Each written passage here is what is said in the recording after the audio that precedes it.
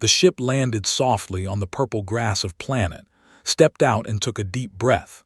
The air was clean and sweet, like flowers after rain. He had traveled for 3 months to reach this world, and now he was finally here. Was a diplomat from Earth.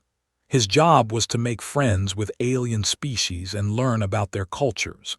He was 32 years old, with short black hair and kind eyes. He wore a simple uniform with the Earth flag on his shoulder. A group waited for him near the landing area. They were tall beings, almost 7 feet high, with skin that looked like smooth stone. Their eyes were large and golden, like 2 small suns. They had no hair on their heads, but thin lines of light ran across their skulls like rivers on a map. The leader of the group stepped forward. Her name was Bora, and she was the head curator of the Great Museum. She bowed her head slightly. "Welcome to Human," she said. Her voice was soft and musical. "We are honored by your visit." Smiled and bowed back. "Thank you, Curator Bora. I am honored to be here. Your planet is very beautiful." Bora's golden eyes seemed to glow brighter. "You are kind. Please follow me. The museum is ready for you." They walked through the city together, looked around with wonder. The buildings were made of white stone that sparkled in the sunlight. Tall towers reached toward the sky like fingers pointing at the clouds. Flying vehicles moved silently above them, leaving trails of soft blue light. The they passed stopped to look at. Many of them had never seen a human before. They whispered to each other and pointed at him with their long fingers, waved at some of them, and they waved back with surprise and delight. "Your people are very curious," said Deborah. "Yes," she replied. "Humans are new to us. We have heard stories about your kind, but we have never met one in person. You are smaller than we expected." Laughed, "I get that a lot." After walking for 20 minutes, they arrived at the Great Museum. It was the largest building had ever seen. It was made of black stone that seemed to absorb the light around it. Giant statues of ancients stood at the entrance, their stone eyes looking down at visitors. "This is our most sacred place," Bora said with pride in her voice. "Inside, we keep the history of our people. Everything we have ever done, everything we have ever been is here." They entered through massive doors that opened without a sound. Inside, the museum was cool and quiet. Soft light came from the walls themselves, making everything glow with a gentle warmth. Thousands of objects filled the halls, each one telling a story from history. Bora led through room after room. She showed him ancient weapons made of crystal. She showed him paintings that moved like living things. She showed him machines that the had built thousands of years ago. "Your people have achieved so much," said. "This is amazing." "We have had 10,000 years to grow," Bora said. "But it all started with one being, one leader who changed everything." She stopped in front of a large door. It was different from the others, made of gold and covered with strange symbols. 2 guards stood on each side, holding long spears that glowed with energy. "This is the chamber of the first emperor," Bora said. Her voice became serious and respectful. "Inside is our most precious treasure, the remains of the Eternal, the one who unified our people and gave us civilization." The guard stepped aside and the golden door opened slowly. Bora led inside. The chamber was circular and dark. The only light came from the center of the room, where a single display case stood on a raised platform. The case was made of crystal that was completely clear, and inside it was a skull. Walked closer to look at it. The skull was old, very old. It was yellow with age and had cracks running across its surface, but it was preserved perfectly, sitting on a cushion of red velvet. "This is the Eternal," Bora said softly. 10,000 years ago, he came to our ancestors when they were living in caves. He taught them how to make fire. He taught them how to grow food. He gave them language and law. He built the first cities and united all the tribes under one banner." "He sounds like a great leader," said. "He was more than a leader," Bora replied. "He was a god. When he died, our ancestors built this museum to honor him. Every child learns his name before they learn to walk." Nodded and looked at the skull again. He studied its shape, its size, the curve of its bones. Something felt strange. Something felt wrong. He leaned closer to the crystal case. His heart began to beat faster. He looked at the teeth. They were still attached to the skull, rows of white bones that had survived 10,000 years, and they were not teeth. Teeth were sharp and pointed, made for eating meat. But these teeth were different. These teeth were flat. These teeth were small. These teeth were human. Felt cold. His hands began to shake. He looked at the skull again, really looked at it this time. The shape of the head, the position of the eyes, the structure of the jaw, everything about it was wrong. Everything about it was impossible. Everything about it was human. He turned to Bora. She was watching him with her golden eyes, waiting for him to speak. "Curator Bora," said slowly. His voice was barely a whisper. "Why does your ancient emperor have human teeth?" The room became very quiet. The guards at the door looked at each other with confusion. Bora's skin became slightly darker, which knew was a sign of surprise among her people. "What do you mean?" she asked. "These teeth," said, pointing at the skull. They are human teeth, and this skull, this is not the skull of your species. This is the skull of a human being." Bora stared at him. Her golden eyes were wide with something that might have been fear or shock. "That is impossible," she said. "Lived 10,000 years ago. Humans only discovered space travel 300 years ago. How could he be human?" "I don't know," said, "but I am telling you the truth. I have studied human anatomy. I know what human bones look like, and this skull belongs to one of my people."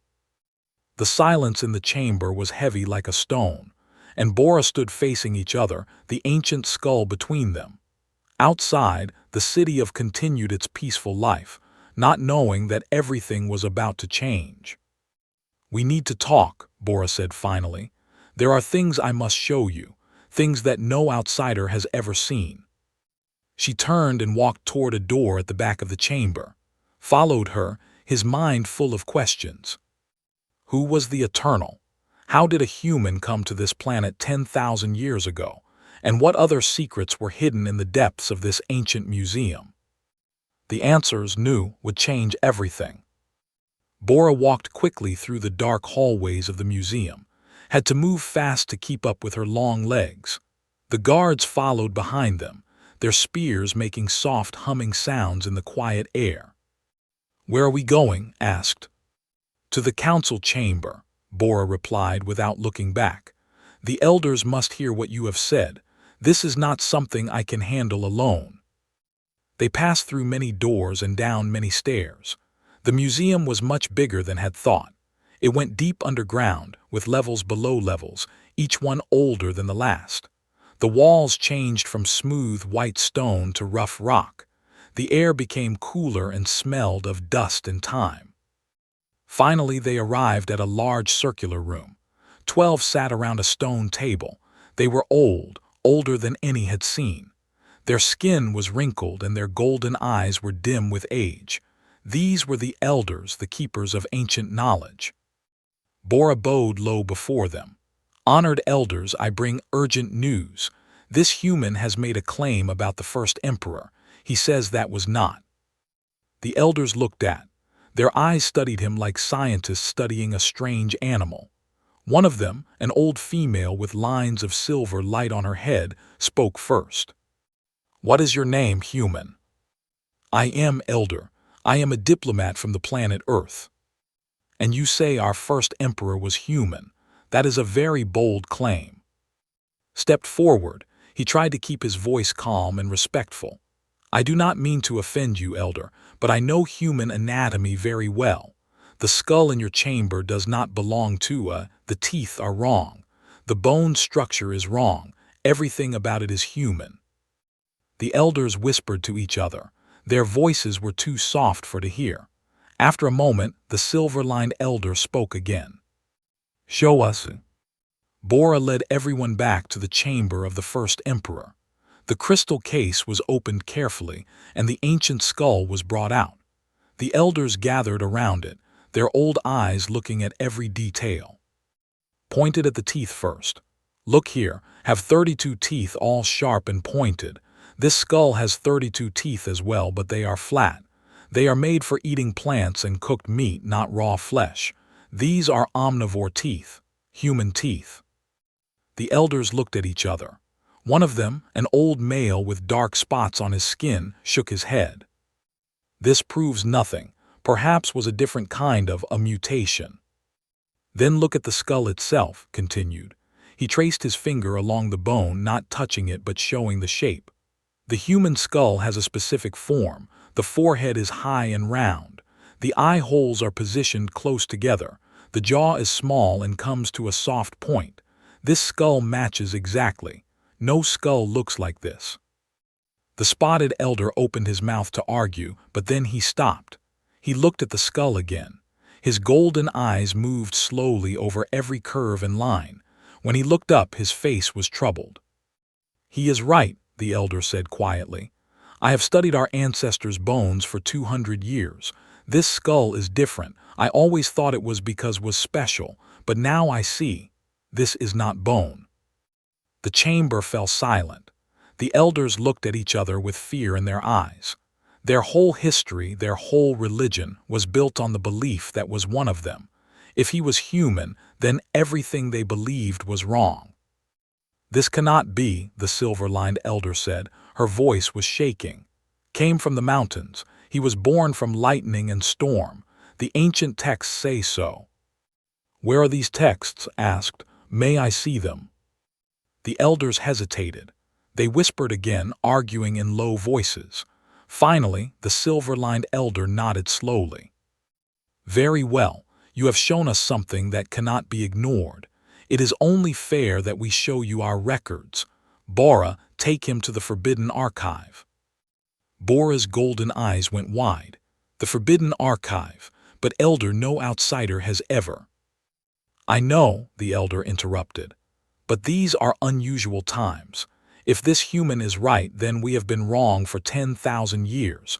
We must know the truth, even if it hurts." Bora bowed her head. "Yes, elder." She led out of the chamber and down another set of stairs. These stairs were narrow and steep, cut directly into the rock. The air became thick and hard to breathe. Small lights on the walls provided just enough glow to see the steps.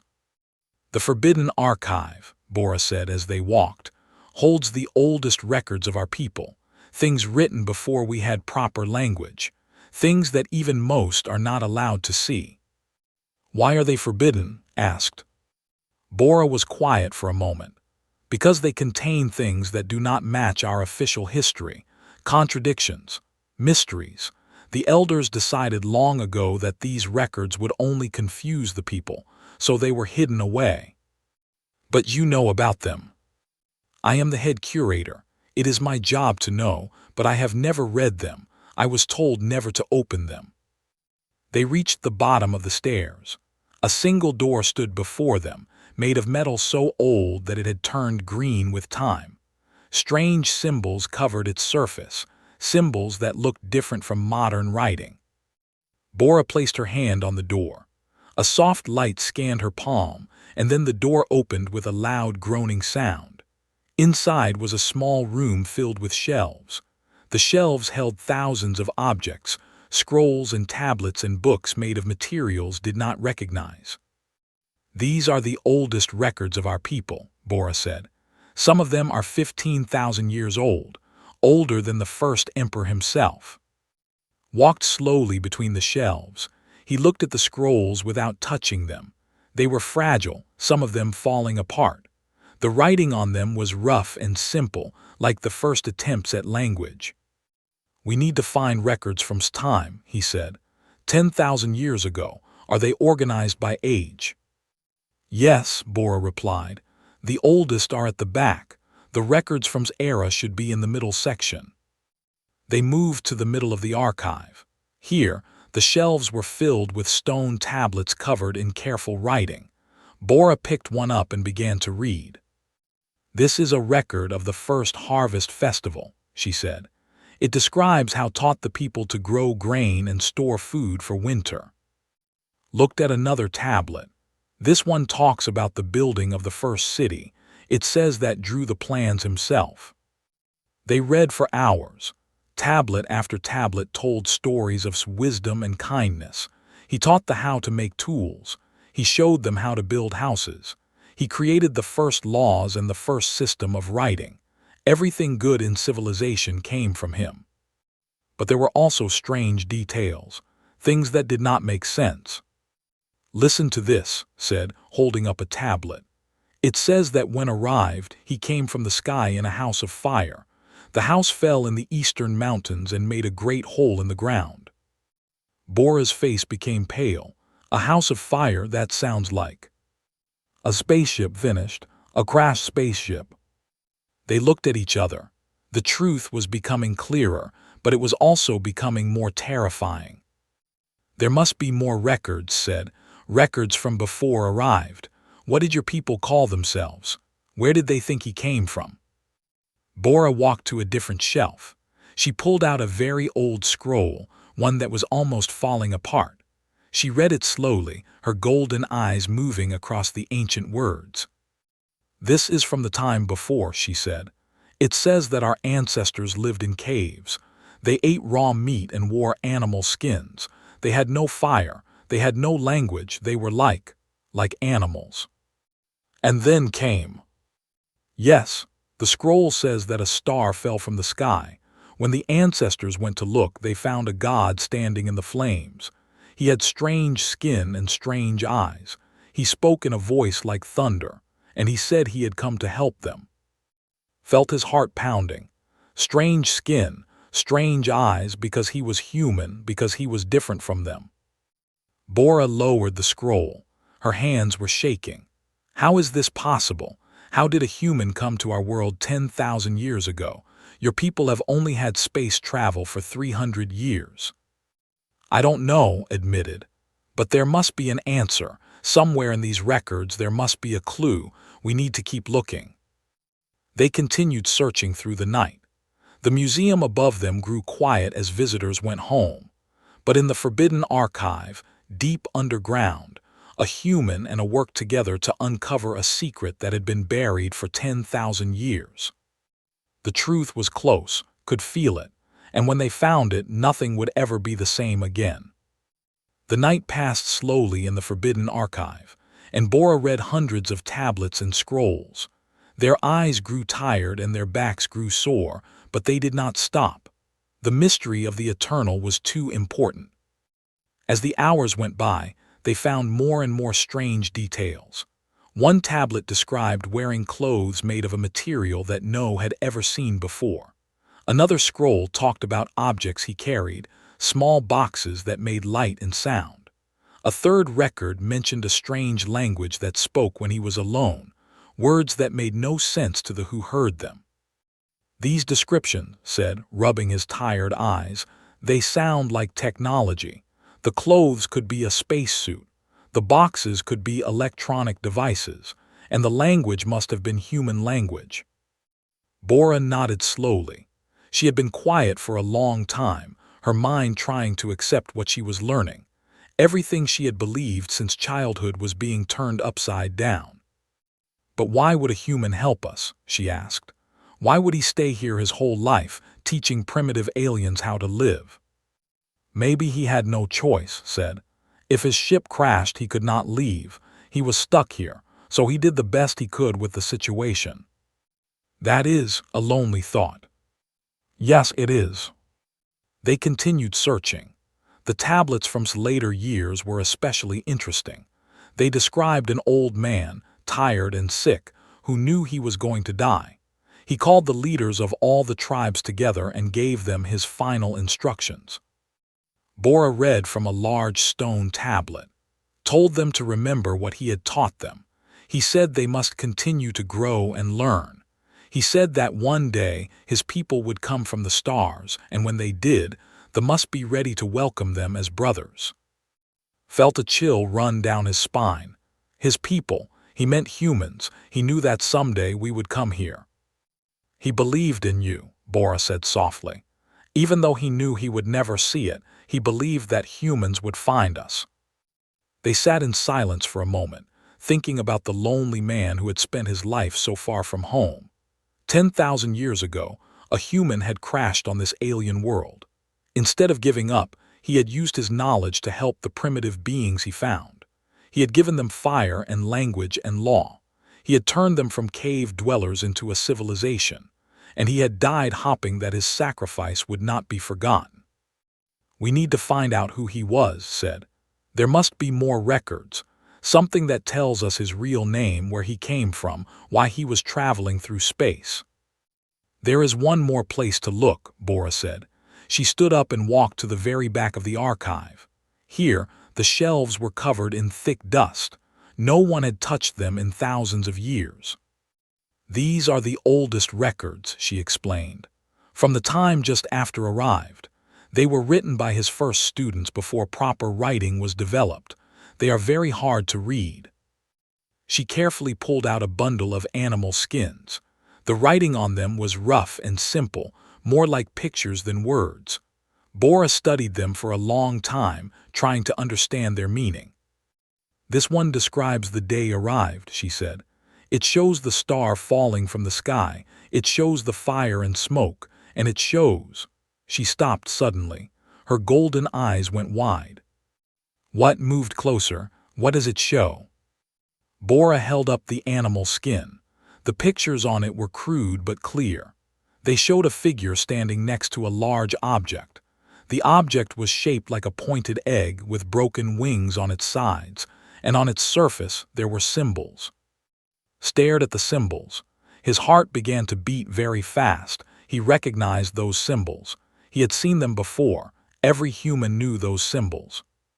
They were letters, human letters. They spelled out a word. Sunflower, whispered. The name of his ship was Sunflower. Bora looked at him with confusion. Sunflower, what does that mean? It is an earth flower, explained. A big yellow flower that turns to follow the sun across the sky. Humans often name their ships after beautiful things from nature. He took out his communication device and began typing quickly. I need to contact Earth. If the ship was called Sunflower, there might be records. We might be able to find out who was on board.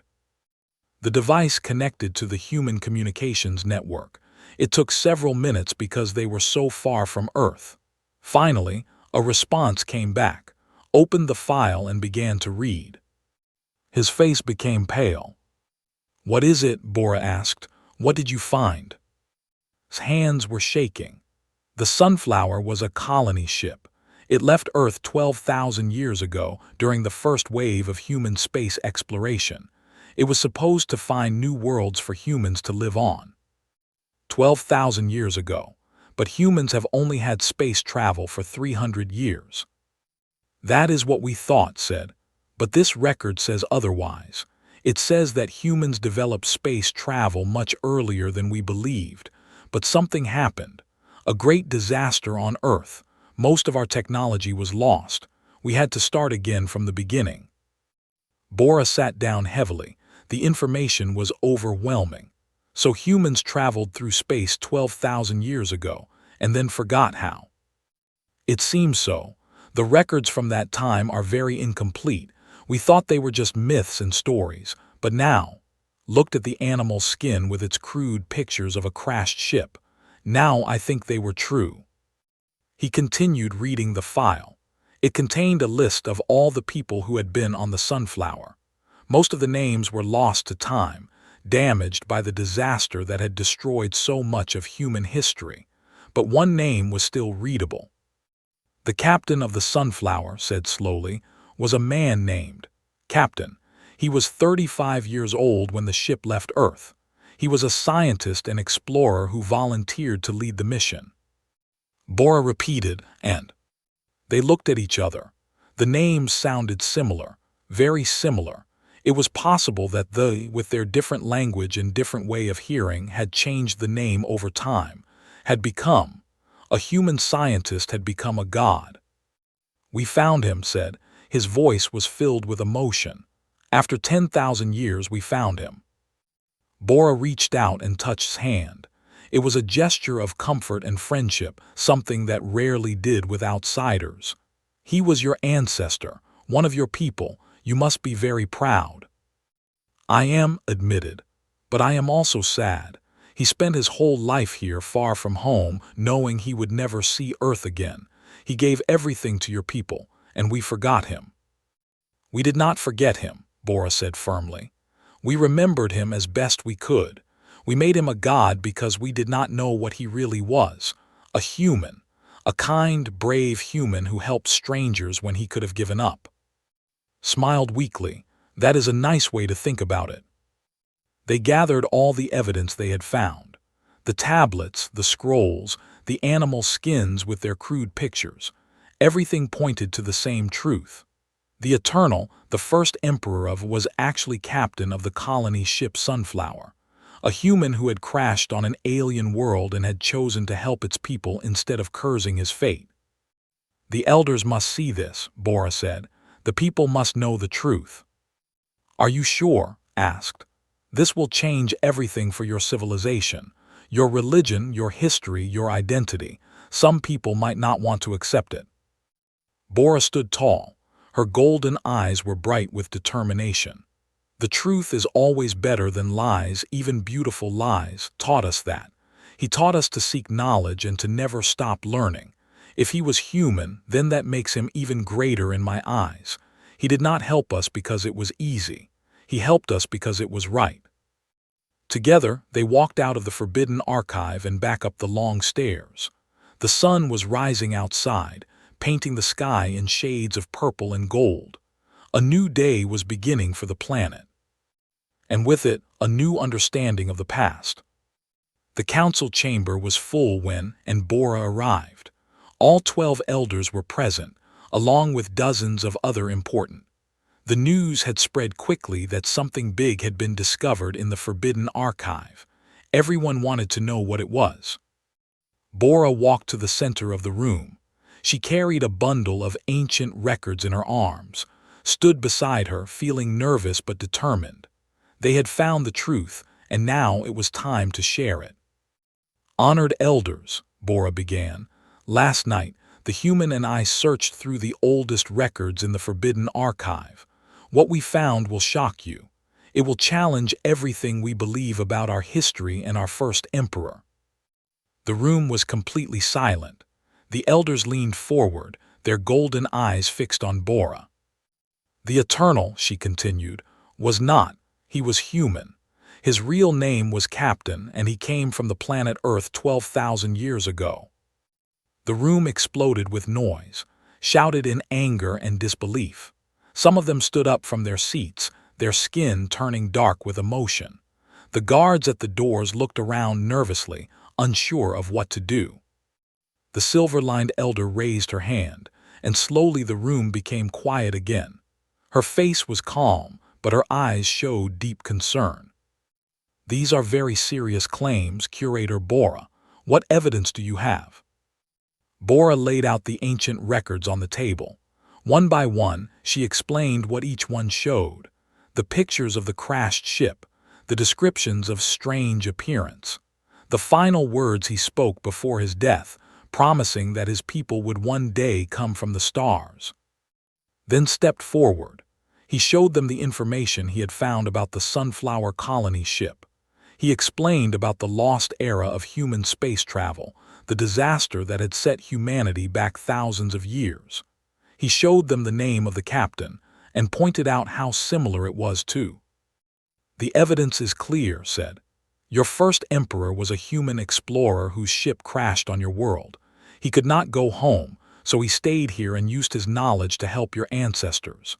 Everything he taught you, fire and language and law, these were things that humans had already learned on Earth. He passed them on to you as gifts." The spotted elder shook his head angrily. "This is impossible. How could one human, alone on a primitive world, create our entire civilization? You give your species too much credit." "He did not do it alone," replied calmly. "He taught your ancestors and they learned. He gave them the tools they needed and they built upon them. The civilization you have today is the work of over 10,000 years, but the foundation, the beginning, came from one human man who refused to give up. The silver-lined elder picked up one of the animal skins. She studied the crude pictures of the crashed ship. Her old fingers traced the symbols on its side, the letters that spelled out sunflower. "I have studied these old records before," she said slowly. "Many years ago when I was young, I found them in the archive. I saw these pictures. I wondered what they meant, but I was told not to ask questions. I was told that some things were better left forgotten." She looked up at the other elders. "I should have asked. I should have searched for the truth.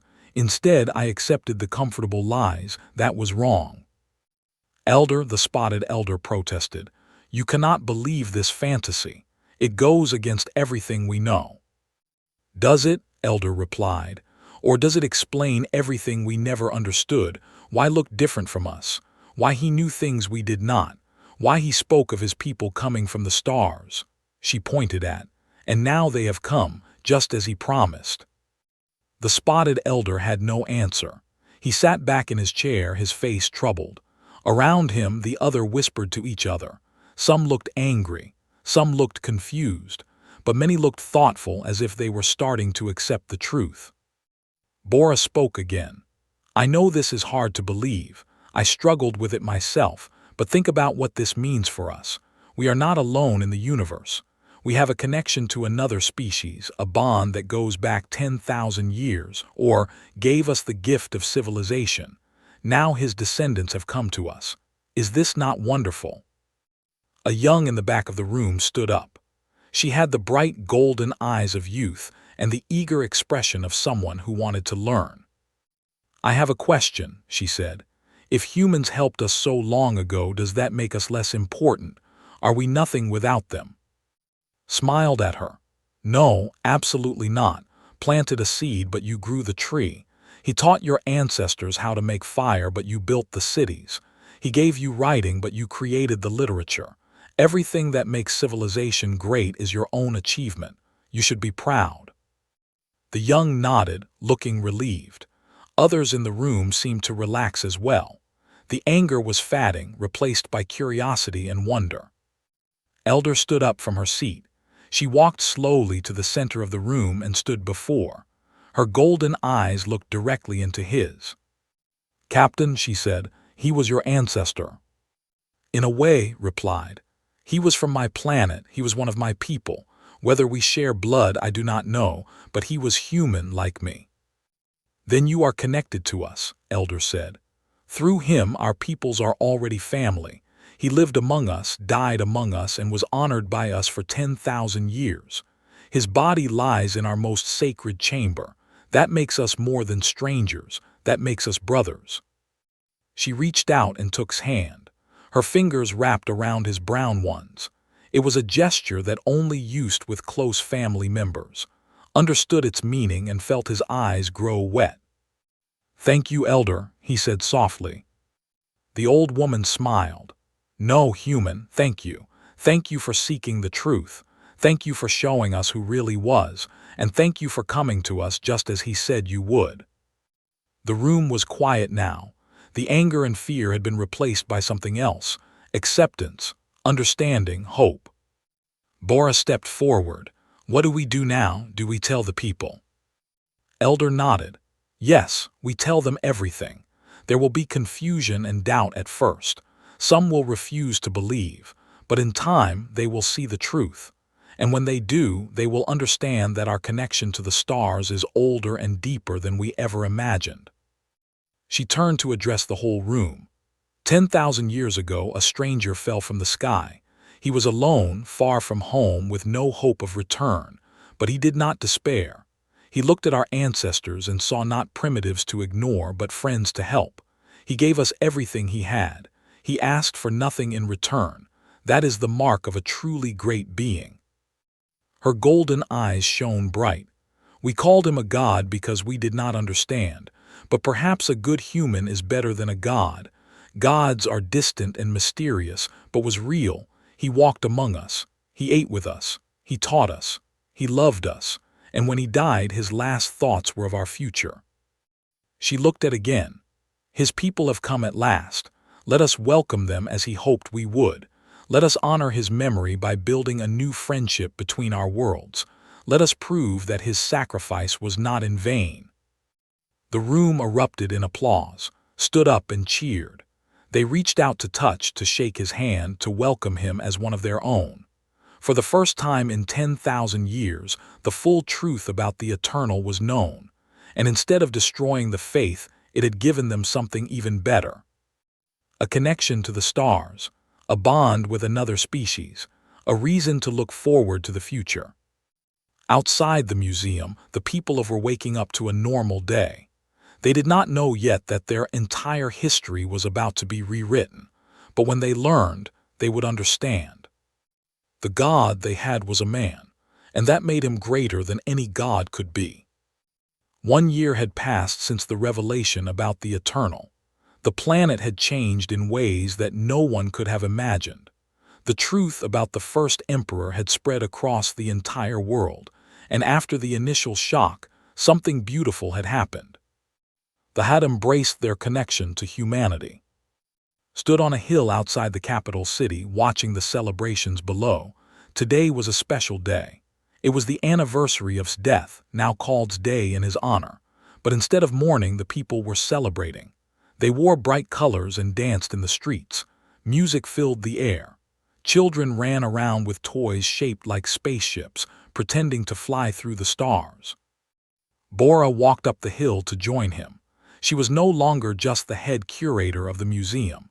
She had been appointed as the ambassador to humanity, the first to hold such a position.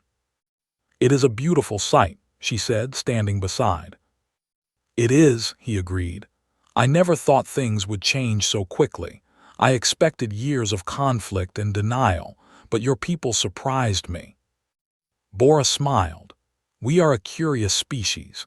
When we learn something new, we want to understand it completely. The elders were wise to share the truth openly. If they had tried to hide it, there would have been suspicion and anger. But by telling everyone at once, they let the people decide for themselves how to feel. And they decided to celebrate. Yes, because the truth is worth celebrating. We are not alone in the universe. We have a friend among the stars, a friend who helped us when we needed it most." Looked at the sky. 3 human ships floated above the city, their silver hulls gleaming in the sunlight. They had arrived a few months ago, carrying scientists and diplomats and ordinary people who wanted to learn about the first formal contact between humans, and was going very well. "I received a message from Earth this morning," said. "They have decided what to do about the crash site." Bora's golden eyes widened with interest. "What did they say?" "They are going to preserve it. The place where the sunflower crashed will become a memorial shared by both our peoples. Scientists from Earth and will study the remains together. They hope to learn more about the lost era of human space travel." "That is wonderful news," Bora said. "Would be proud." They walked down the hill together and into the city. The streets were crowded with happy people, and humans walked side by side, talking and laughing. It was still strange to see them together, the tall aliens and the shorter brown and pink humans, but it was also beautiful. A group of children ran up too. They were children, their young faces full of excitement. "Are you the human who found the truth?" one of them asked. Knelt down to their level. "I helped find it, but your curator Bora did most of the work." "Is it true that was human like you?" "Yes, his name was. He came from my planet a very long time ago." The children looked at each other with wonder. Then one of them, a small girl with particularly bright golden eyes, stepped forward. "My teacher says that was the greatest being who ever lived. She says he gave us everything: fire, language, law, cities, everything." "Your teacher is right," said. "But why?" the girl asked. "Why did he help us? He did not know us. We were strangers.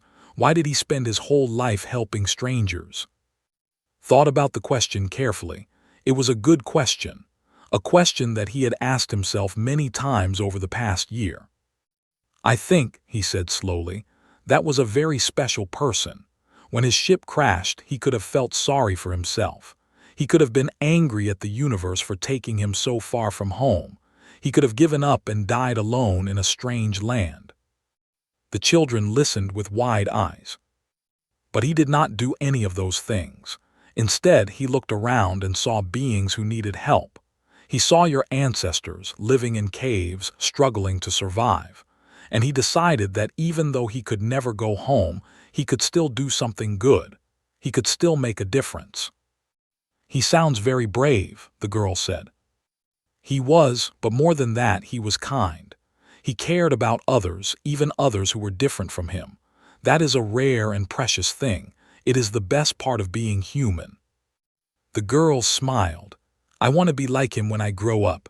I want to help people, even strangers." Felt his heart grow warm. "Then his legacy will live on in you." The children ran off to join the celebrations, stood up and watched them go. Beside him, Bora was wiping her eyes. "That was beautiful," she said. "You spoke well." "I meant every word." They continued walking through the city. Everywhere they went, they saw signs of the new relationship between humans, and human teachers were working in schools. Scholars were preparing to visit Earth. Trade agreements were being signed. Cultural exchanges were being planned. 10,000 years ago, a single human had changed everything for the. Now, millions of humans were ready to continue his work, not as gods or saviors, but as friends and partners. They arrived at the museum, where a special ceremony was taking place. The chamber of the first emperor had been renamed the Chamber of Captain. The crystal case still held his skull, but now there were other items beside it. Photographs of Earth, a small flower called a sunflower, grown in a special garden for this occasion, and a tablet written in both human and languages, telling the true story of the man who had brought two worlds together. Elder stood before the crowd. She was very old now, over 300 years in terms, but her golden eyes were still bright and her voice was still strong. "Today we honor a man who lived 10,000 years ago," she said. "A man who fell from the stars and chose to help those who were different from him. A man who gave us everything and asked for nothing. A man named." She turned to look at the skull in its crystal case. "For 10,000 years we called him a god. We built temples in his name and prayed to him for guidance. But now we know the truth. He was not a god. He was a human, and that makes him even greater." She looked out at the crowd, at the inhumans standing together. Gods do not choose to be kind. Gods do not sacrifice for strangers. Gods do not feel loneliness or fear or doubt, but humans do. And despite all his suffering, chose kindness anyway. He chose to help us anyway. He chose to hope anyway. Her voice grew stronger. "That is the lesson he left us. That no matter how far we are from home, no matter how alone we feel, we can still do good. We can still make a difference. We can still light a fire in the darkness." She raised her hand toward the sky. 10,000 years ago, a human lit that fire for us. Today, we carry it forward together. And humans, united by a bond that spans the stars. This is his legacy. This is our future. This is what it means to be family. The crowd cheered, humans, and embraced each other. Tears flowed down faces of and brown alike. Stood at the back of the crowd, watching it all. He thought about the lonely captain who had crashed on an alien world so long ago. He thought about the choice had made, to help instead of despair. He thought about the civilization that had grown from that single act of kindness. And he smiled. Had been right to hope. Humans had come at last, and together with they would build something wonderful. The stars were full of possibilities, and humanity would face them not alone, but with friends who remembered what they had done 10,000 years ago, when a single human had looked at a galaxy of strangers and seen only family waiting to be found. This was the legacy of Captain. This was the gift that humans gave to the universe. hope, kindness, connection, and the promise that no matter how vast the darkness, there would always be someone willing to light a fire.